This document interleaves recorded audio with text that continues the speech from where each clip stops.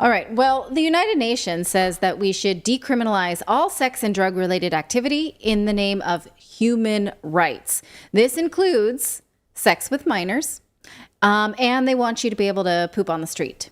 Is that what we consider progress for human rights? What about your right not to live in a place where we traffic minors and poop on the streets? Can I move to that place? It is not your right, apparently, to live in a place like that. Minus trafficking the minors, I wouldn't mind not having to look for a bathroom all the time when I really got to go, just out driving around. So, pull over. And I think you can poop in the woods. Do that. I don't care. It's good for the soil biome. But just don't do it right in front of the 7-Eleven when I'm going in to get a Slurpee at 11 o'clock But do you want to live in a place where people poop on the streets regularly where you need to walk? No. I don't want people leaving their dog poop on the street. Pick that up too. Exactly. Michael Schellenberger makes this great argument in his book, San Francisco, and I'm going to talk about this more later, but that Harvey Milk really became famous not because he was the first openly gay mayor and, openly gay was not a big deal in San Francisco during the age of Harvey Milk, but his big platform was that San Francisco residents need to pick up their dog poop on the street. This was a big problem. No dog poop on the street, and he was able to really make this a big platform and become famous because of it. And then also he was flamboyant and openly gay. But, now we've come full circle that sort of the corruption inside of San Francisco is such that people do pick up their dog poop and also allow human poop. They're pick up after their dogs while they're going number 2. Well, I don't think the same people are doing While I'm down here, I'll just relieve myself, but I'll pick up after you, Grover. But there's a tolerance for human poop and an intolerance now for dog poop. So let's go through what the United Nations is saying about these human rights. And, what they're trying to say is that if you criminalize things like sex and drugs, it's racist and it's against human rights. It violates people's human rights. Okay, that's a nice thought that we don't want to criminalize people for things that maybe shouldn't be criminalized, but we're going so far in the other direction now that there is no longer a consensual age, an age of consent for minors is what they're saying. So, whatever, 4-year-old, do it. And there is no way to criminalize. I don't know if there's another word for this. I didn't go too far down looking it up, but do we still call them pimps? People who make money from selling other people's sex? I mean, you just did. Is there a more forward word for using? Is there pimps? a new, like a Biden administration approved? I think it's entrepreneur word? now. Entrepreneur. I know. I was going to suggest. Public schools. Yeah. I was going to suggest unconventional entrepreneurship. Okay. Unconventional entrepreneurship, yes. Okay, by everyone if I use pimp? Yeah? Yeah, I'm fine with that. Me. I'm down with that. Is there any YouTube terms of service against talking about pimps? I don't know about Okay, that. I'm not going to tell you how to do it. Not yet. The United Nations thinks it's A-okay that you do it, so I'm going to assume that YouTube thinks so too. Okay, this all comes from the United Nations organization called UNAIDS. It was a report that was released on March 8th, Women Day. Here's the cover of the report, and it's sort of a best practices suggestions for international communities on how to police or not police conduct associated with sex, reproduction, HIV, drug use, homelessness, and poverty. Also, of course, there's some gender identity thrown in there for good measure. Here are the frameworks that they say that they're talking about. They want to basically talk about, these things: sexual reproductive health, consensual sex, gender identity, gender expression, HIV non-disclosure, drug use, and homelessness and poverty. Now, it's a very strange document. And I'm going to skip straight to the most strange thing. The most disturbing is Principle 16 around consensual sexual conduct. They're saying that pretty much no consensual sexual conduct should be criminalized. It's same sex as well as different sex relations, consensual sexual relations between trans or non-binary people, all kinds of combinations, premarital, extramarital, no criminalization of sex, period. With respect to the enforcement of criminal law, any prescribed minimum age of consensual sex must be applied in a non-discriminatory manner, meaning we sort of take into account that persons under 18 can make decisions about engaging in consensual sexual conduct and their right to be heard. There is no age limit here when you read through this. So, I can see how maybe you don't want to send someone to prison for life for having sex with a 17-year-old when they're 19. Okay. But 7? 12? 4? Right. No age at all? If they can decide their gender and to be on puberty blockers and stuff like that at that age, then why not? These decisions that these kids are going to be able to make are going to keep expanding to, like, they want to get married now all of a sudden. They want to live with somebody. Like, it's just further going to expand. Well, they want to go into debt. Give a 4-year-old a credit card. That's sure. Well, Let's do all of that. You and I were talking about this. Great idea. You and I were talking about this story in the kitchen, and Miles, our 12-year-old, said, "Daddy, what's a minor? Like, what is a minor?" And I said, "It's you until you become an adult at age 18. Until then, I'm king, she's queen, and you do what we tell you to do." Right? And I said, "So we rule the roost until you're an adult, then we kick you out." And he said, "What if I don't want to leave?" I'm like, "I don't want you to leave either, buddy. But you know what I mean? Like, once you go at 18, you're an adult legally under the law. Like, we know that that's when you can serve. That's when you can serve in the military. That's when you can go to war. That's when you can vote. In Europe, that's when you can drink.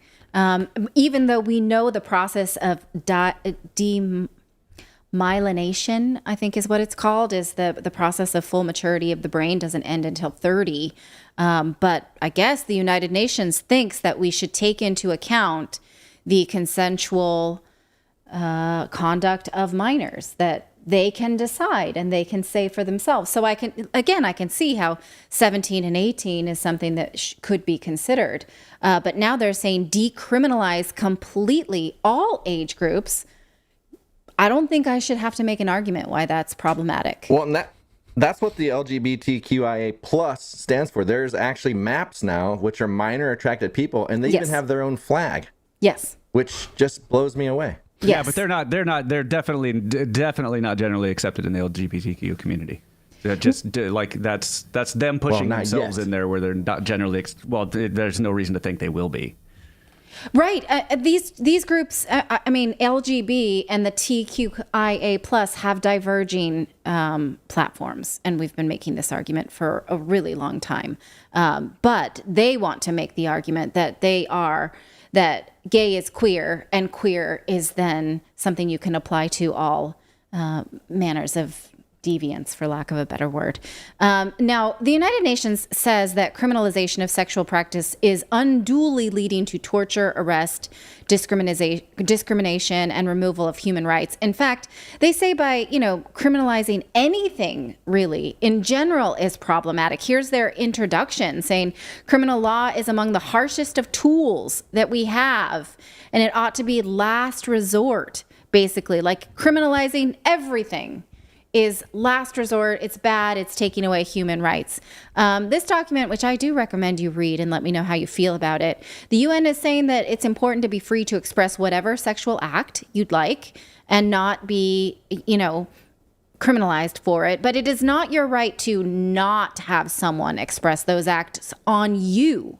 So if you're the victim of a sex crime, too bad for you. Someone else was free to do it. That was their freedom to do it to you. It's not your freedom to not have it done to you. So this is just going to be like a society full of flashers.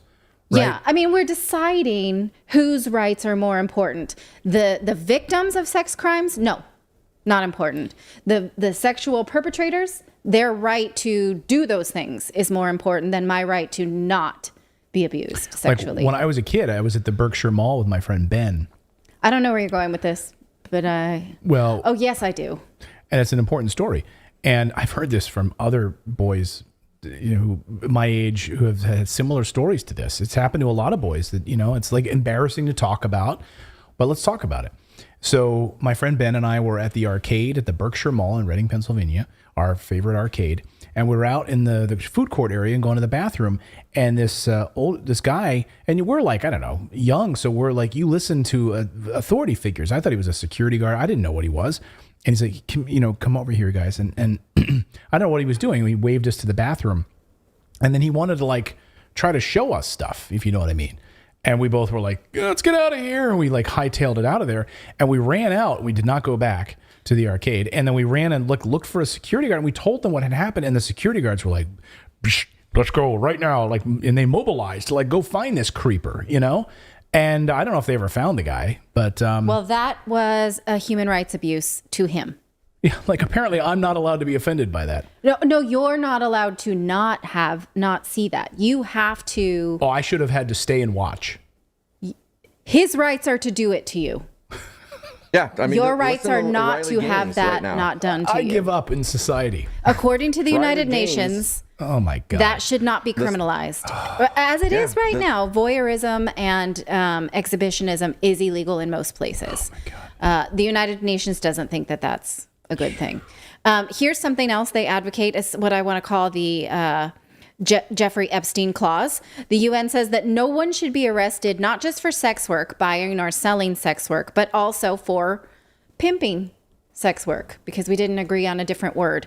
So yes, the exchange of sexual services for money or goods, totally fine, whether you're buying or selling. But look at the second paragraph.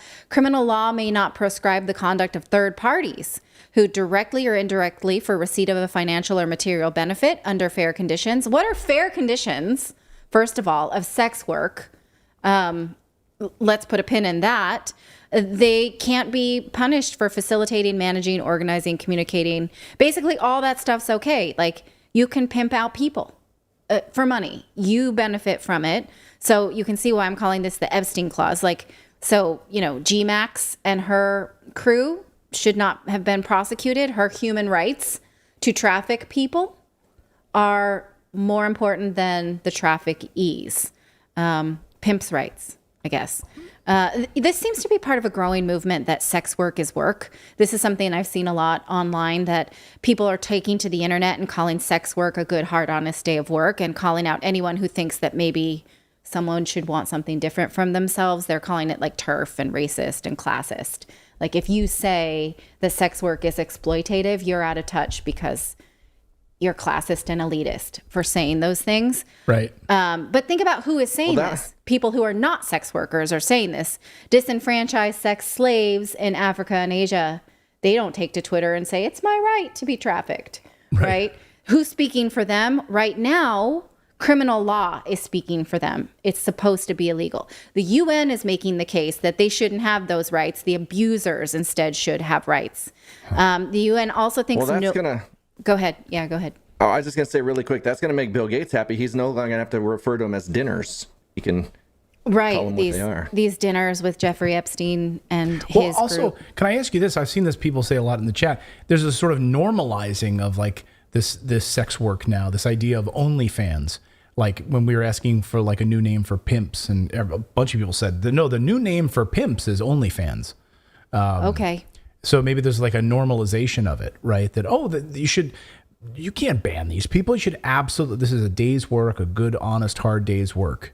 And that's what you should do with it. To various degrees. It has now become that if you speak out for someone to maybe not want to do sex work, you are out of touch and elitist. And so, yes, there absolutely is this normalization of using up people's bodies as commodities. Right. And so, about drug use. The UN thinks that no drug use should be criminal. Here is their bit about that. Not possession, not purchase, not use, not holding any of these kits, not seeking out health services for drug use. Nothing about drug use should be policed. So it is not only your right to do drugs, it is not your right to live in a drug-free place. Meaning if you live in a neighborhood ripped apart by drugs and violence, too bad for you. There should be no law enforcement or government trying to make that not the case. Now, again, I want to refer to Michael Schellenberger's book, San Francisco. He talks about how when you do not criminalize drugs, you end up with a lot of people dying on the street. That's their right. I guess, according to the UN. It's not your right to live in a place where people don't die on the streets of drugs. In fact, in one study, he found that if you do not force people to get clean, but you just give them houses, they do stay in the homes for the duration of the housing experiment. But the twist in this data, and this was done in San Francisco, is that giving people houses did not reduce the rate of deaths because they were allowed to continue to be on drugs. They just were in a house. There were 37 deaths out of the 199 participants in the control group and 33 deaths out of the 224 in the experimental group. And so it was so surprising that people who are not asked to get clean don't get clean and just die in a more comfortable place. They still die. They just maybe die slower, or they die inside instead of outside. Is this the outcome the UN wants, just to let people OD themselves to death as a human right because of body autonomy? And the resulting communities where people live and then have to, be addicted to drugs, well, yeah, they say you should be able to poo and pee on the street because, you've cultivated this drug addiction, possibly sex addiction too, and you should not be criminalized for engaging in life-sustaining economic activities in public places, such as begging and panhandling, vending, hawking, or other, even hawking or other informal commercial activities involving non-contraband items, or engaging in life-sustaining activities in public places like sleeping, eating, preparing food, washing clothes, or it says even urinating and defecating in other public spaces. It sure does seem to me like the UN is in favor of social collapse, does it not? So that's what I want to ask you here at the end of this, which is, again, when you see a story like this, you're like, oh my God, these progressives, they're ruining everything. They're driving us into the ground. But maybe I ask you this, isn't it part of the plan? Because if you think about what the World Economic Forum wants, they don't want us to work out of the house. They want us to work from home. Right. This is the theory of why they're doing this on purpose. Right. Are they doing it on purpose? That's what I'm throwing it out there. Because why? It's scary to leave the house. You want to go down the street in Chicago right now and go get a burger? Watch out for Jesse Smollett. You just walk all the people that are walking down the street right now in Chicago, in San Francisco. Do you want to do that? Because I can work from home. I don't have to commute. I can stay. I can do all of this remotely. I can have everything taken care of for me because it's scary out there. And this is a way to sort of force us more inside. I suppose. That's if you, I don't know, Natalie, if when you were in San Francisco, if you drove by the Tenderloin district, but if you drive over in the Tenderloin district in San Francisco, this is pretty much what they have done. They have made drugs legal. They give them paraphernalia. They give them everything they need. And people are just laying on the streets. They're breaking in and stealing stuff. But nobody is doing anything about it. They've removed police power. They've removed all the things that can keep people from doing that. And so there's a reason that they're doing that. And so it obviously has to be what some of these people want. Otherwise, they would be doing something about it. Yeah, there's a lot of theories about why. What Michael Schellenberger calls the homeless industrial complex, because there is a lot of money, competing money, government money, your money, going around to different competing organizations. And there's law enforcement, and then there's homeless advocates, and they don't work together. And, they are incentivized to not solve this as a problem. Why would the United Nations want this to feed into the homeless industrial complex? Why would they want to dehumanize human bodies to the point that it would be socially acceptable to have consensual sex with a 10-year-old? I don't know. I mean, this feeds into sort of my theories about transhumanism, is just break down the entire human experience in order to that maybe seems like a leap. I don't know. There's so many whys here. Why remove the age of consensual sex? Why, allow people to do drugs to their own detriment, to the detriment of them and the people around them?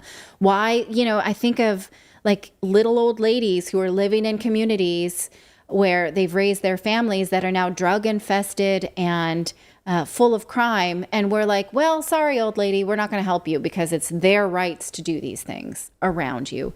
I don't know. I really don't know. But this is a real document The United Nations really thinks this. I really feel like I'm living in a clown world. Let us know what you think about it in the chat. It is amazing I got two questions. Go ahead. Go ahead. Sorry. I was going to say, it's amazing. The most amazing documents of this, the most amazing things that we cover here on the show don't come from like weird out of the world places. They come from the United Nations on their website, or the World Economic Forum on their website. So people can say, oh, this is tinfoil hat stuff or whatever. No. Go read what they've spent months putting together and researching and deciding that this is the publication they were going to put out. And no media will cover this, but we're covering it here. Go ahead, Philip. I was going to say, I have two questions on this. One is like, I wonder how long it will be until somebody comes out and says, no, this wasn't supposed to be released. This an intern did it. And the other one is just to bring up some of the images again, but why the hell are they decorated with barbed wire? I was wondering that too. Who uses barbed wire as like your graphic design choice? Yeah, look at the beginning of it. It's so bizarre. Can you go back to the cover? It's like a sort of, chubbier woman of color with gray hair, and she's locked up for I don't know what this is supposed to represent. I do. I mean, it's kind of like, she's basically in shackles, for being like homeless. She doesn't have clothing. She's unkempt, but she's also then wrapped in barbed wire because she can't just poop wherever she wants. So this is the last thing keeping her from her freedom. It's like her ability to wash anywhere where she wants. Maybe that's my theory.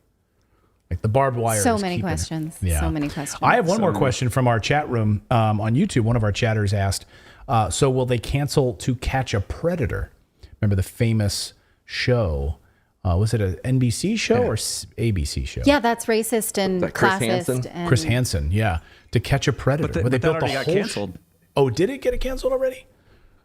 No, it's huge on was YouTube. Quite a while back, actually. Oh, okay. Well, the old versions of it, but the actual TV show got canceled. I can't remember there was some big to do about their last episode that they ended up getting canceled. That was years ago. Yeah, but he does them. He still does them on YouTube, but the TV show is no longer around. Yeah, but that's a human rights. Human rights violation. Yeah, I mean, by this definition, who do we prosecute then? There's nothing left really to prosecute. I mean, I feel if you mass shooters, it's their right to do that, to express their Antifa sentiment. We'll go after you though if you own a gun. We'll go after you and track you. We'll do that. Who do we arrest? Gun possession. Well, that's what I was just talking about that on the. Pay your taxes. Yeah, I was just talking about that with the Fed Now system. It's like the Restrict Act. I mean, so in the Restrict Act, they'll be able to know every transaction you make, and if there's something that they don't want you to buy, like we were talking about limiting how much gas you can buy, they don't want you buying these magazines. These magazines hold too many bullets. We don't have to ban it. You just won't be able to buy it. Right. Yeah. Yeah, and you won't have cash because we're getting rid of your cash. So exactly, we'll be able to track every transaction you make. So how are you going to make this payment? We'll ban crypto, so we'll use our crypto 2.0, which is this new digital currency. Crazy stuff, guys. Thank you so much for watching this segment here at Redacted. We are live every day at 4 p.m. Eastern Time, trying to share the stories that the mainstream media will not cover. You should also come over and join our community of Redacted Rebels over at redacted.inc. That's our private locals community where we can share exclusive content that we simply cannot share here on YouTube. Come over and join the rebellion together right now by going to redacted.inc. We'll see you next time.